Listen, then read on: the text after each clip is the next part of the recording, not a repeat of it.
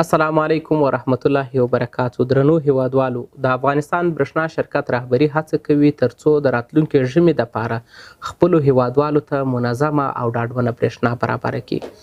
د ازبکستان هیواد په رالیږل سوي پیغام کې ویلي دي چې د دوی خواته یوه تخنیکي عارضه رامنځته سوې ده چې له امله یې د برښنا یو سرکټ پرچاو دی او یو سرکټ یې فعاله دی.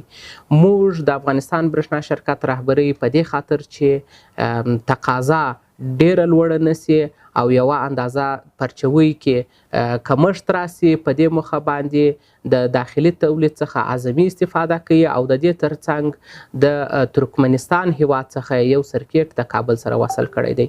موږ د ټولو پیرودونکو څخه هیله لرو ترڅو دغه پرچوي چې 2 ورځې به دوام وکړي په حوصله مندۍ را سره وزغمي او انشاءالله ډیر ژر به دغه ستونزه هواره سي.